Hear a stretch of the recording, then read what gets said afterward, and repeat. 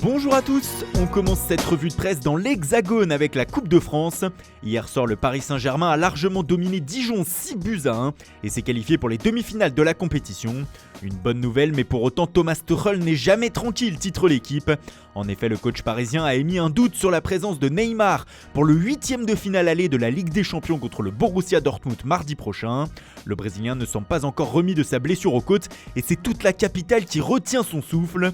Pour le bien public, il n'y a pas eu de suspense et la victoire du club parisien est largement méritée. Dans l'autre quart de finale, c'est l'Olympique lyonnais qui s'est qualifié aux dépens de l'Olympique de Marseille. Une victoire au forceps dans une rencontre bien terne. Pour le progrès, le but d'Oussem Aouar est une vraie libération, alors que la Provence estime de son côté que l'OM prend un coup avec cette défaite. On file en Angleterre où le coronavirus affole Manchester United.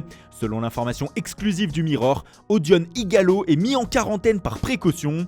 En effet, l'attaquant recruté dans les dernières heures du mercato hivernal en provenance du Shanghai chinois a été interdit par le club de participer au stage en Espagne. Les Red Devils ne veulent prendre aucun risque.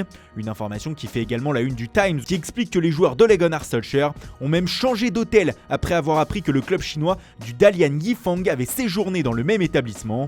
Toujours sur la une du Mirror, c'est l'avenir de Jadon Sancho dont il est question.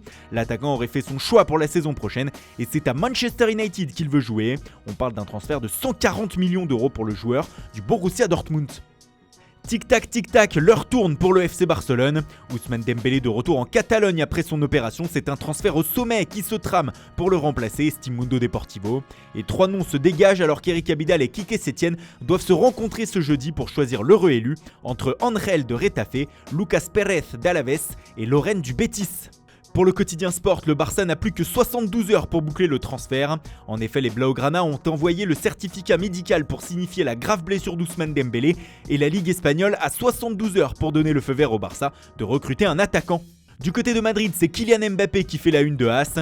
Le gamin en or titre le quotidien local. Le PSG a bien présenté une offre de prolongation à l'international français, mais le Real Madrid compte bien tenter sa chance l'été prochain.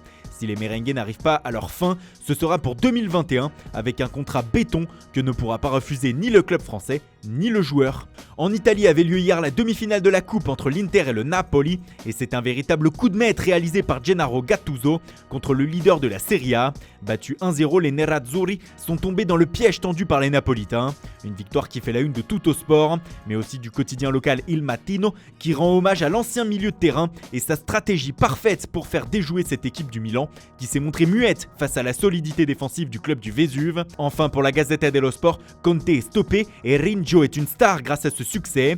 Dans le journal au papier rose, il est aussi question du futur entraîneur de l'AC Milan et selon Paolo Maldini, ce ne sera pas Ralf Rangnick car selon la légende Rossoneri, ce n'est pas un entraîneur pour le Milan alors que son nom est évoqué depuis plusieurs semaines pour succéder à Stefano Pioli sur le banc. Voilà, c'est tout pour aujourd'hui. On se retrouve demain pour une nouvelle revue de presse sur Foot Mercato.